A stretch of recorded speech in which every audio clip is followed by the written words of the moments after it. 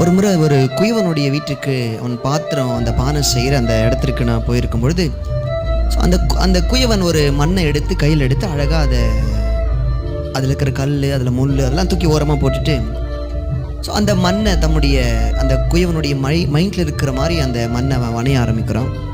So அப்படி வணைஞ்சிட்டே இருக்கும்பொழுது கொஞ்ச நேரத்தில் அவன் அந்த திரியில் வச்சுட்டு அந்த சக்கரத்தில் வச்சு அந்த மண்ணை அப்படியே அழகாக சுற்றி விடுகிற நேரத்தில்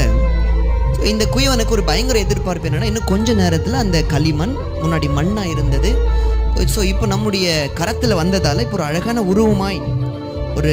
எல்லாராலையும் மதிக்கத்தக்கதான ஒரு பாத்திரமாய் மாறும் என்று சொல்லி ஒரு நம்பிக்கையோடு கூட அந்த குயவன் அந்த பாத்திரத்தை வணைய ஆரம்பிக்கிறான். நானும் பார்த்துட்டே இருக்கிறேன் என்ன பண்ணுறாங்க அப்படின்னு சொல்லி அந்த குயவன் அப்படியே வணைய வணைய வணைய அது ஒரு அழகான உருவமாய் எல்லாரும் ஆச்சரியப்படுகிற அளவுக்கு ஒரு உருவமாய் மாறுகிறது. கொஞ்ச நேரத்தில் அந்த அந்த அந்த வெறும் களிமண்ணாக இருந்த இந்த மண் இப்போ பாத்திரமாய் மாறப்போகிற நேரத்தில் இந்த குயவனும் ஒரு பெரிய எதிர்பார்ப்போடு கூட அந்த பாத்திரத்தை அந்த அழகான உருவத்தை அப்படியே வளைஞ்சிட்டே வரும்பொழுது ஒரு செகண்டில் அந்த மண் அப்படியே கொஞ்சம் குயவனுடைய கையை விட்டு விலகி போயிடுச்சு. ஸோ இந்த குயவன் பயங்கர ஏமாற்றத்தோட என்னடா இது அப்படின்னு சொல்லி திரும்ப அதே மண்ணை முதல்ல இருந்து எடுத்து தட்டி மறுபடியும் அதை அந்த சக்கரத்தில் வச்சு மறுபடியும் திரியில் வச்சு மறுபடியும் சுற்றி விட்டு திரும்ப அது ஒரு அழகான ஒரு பாத்திரமே வளைஞ்சிட்டே வரும்பொழுது இப்போ நான் பார்த்துட்டே இருக்கிறேன் என்ன பண்ண போகிறாரு அப்படின்னு சொல்லிட்டு, ஸோ கொஞ்சம் அழகான ஒரு பாத்திரமாய் குயவன் எதிர்பார்க்கிற உருவம் வரப்போகிற நேரத்தில் இப்போ குயவனுடைய முகத்தில் ஒரு சிரிப்பு, நினச்ச மாதிரி இந்த மண்ணுக்கு ஒரு உருவம் கிடைக்க போகுது, சீக்கிரம் இது ஒரு வேலையாய் மாறப்போகுதுன்னு சொல்லி அழகாக சிரிக்கிற நேரத்தில்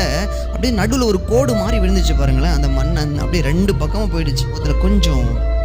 துக்கமுகமாய் நான் பார்த்தேன். ஆனாலும்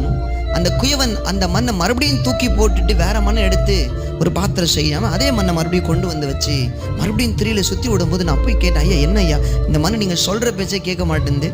நீங்கள் அழகாக வணையிறீங்க, பொறுமையாக வணையிறீங்க, ரொம்ப எதிர்பார்க்குறீங்க, ரொம்ப வெயிட் பண்ணுறீங்க, ஆனாலும் இந்த மண் நீங்கள் சொல்கிறத கேட்கவே அப்படி சொல்லி அந்த குயவனை பார்த்து கேட்கும் பொழுது